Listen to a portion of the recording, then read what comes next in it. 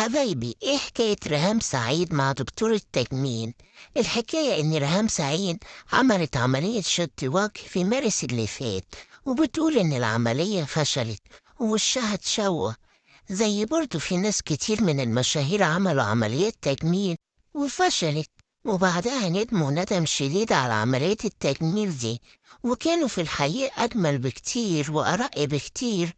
بس لظروف شغلهم بيكونوا محتاجين إنهم يظهروا بمظهر أحسن أو يفضلوا شباب على طول، فبيضطروا إنهم بيروحوا لدكاترة التجميل ويعملوا عمليات التجميل دي.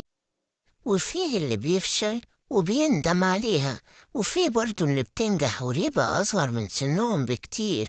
المهم المذيعة الفنانة ريهام سعيد راحت لدكتور علشان تعمل عملية شد وجه، وعملت العملية، وبعدها حست إن العملية مش مظبوطة، وفضلت 11 شهر حزينة ومقهورة على شكلها اللي مستغرباه، وقالت إن عينيها مشدودة لفوق زي الشيطان، وبقها برضه مشدود لفوق جامد، وكانت بتعيط، واحنا بصراحة حزنا على عيطها. وكانت طالعة لايف، نفسيتها منهارة ومتدمرة وبتبكي، وبص لوشها انه متشوه، وحاسة انها مظلومة، وقالت انها العملية لو نجحت هتعمل له دعاية. بس للأسف الدكتور نشر صور ليها قبل وبعد العملية، فطلعت بفيديو وقالت يعني انت شوهت وشي، وبتطلع بصور ليا. واتنشر فيديو للمذيعة ريهام سعيد وهي بتعمل العملية التجميل، وهي غايبة عن الوعي وواخدة بنج، وبتعلق كاتبة وتقول ازاي يصور بإيد وبيعمل عملية بالإيد التانية. ورد الدكتور على الاتهامات وقال إنها كاذبة، والعملية قامت ضمن الأصول الطبية، وقال إن العملية عملها في مارس اللي فات وعالج ليها مشاكل كتير.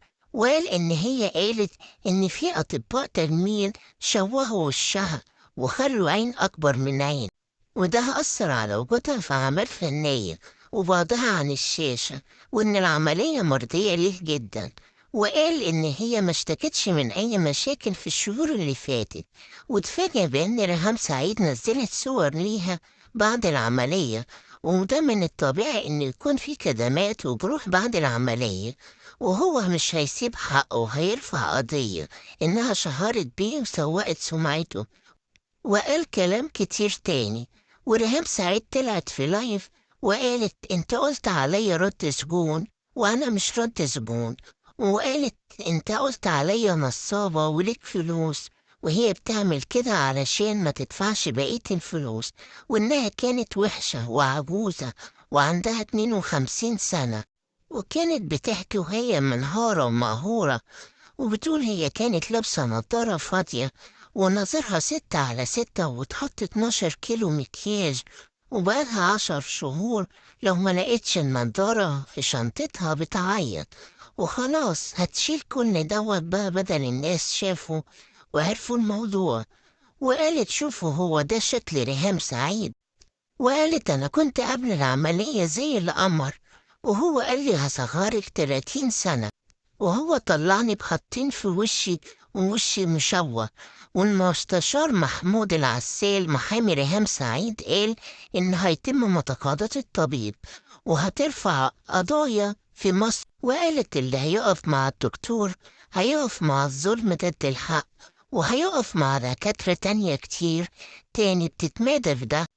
ونصيحتي ليكم حبايبي إن إحنا نساندها ونقول لها ارضي بقدر ربنا، وانت جميلة في كل حالاتك، واحنا بنحبك، وليكي جمهورك بيحبك، وأجمل من الشكل يا حبيبتي إن انت جميلة الطبع وإنسانة محترمة، والورد مهما دبل بتفضل ريحته فيه، وهتفضلي جميلة الجميلات مهما كبرتي، وهنفضل نحبك، وربنا معاكي ويفرحك. حبايبي، لو عجبكم الفيديو اشتركوا في قناتي وفعلوا الجرس عشان يوصلكوا كل حكاية ونصايح تتميم الجديدة.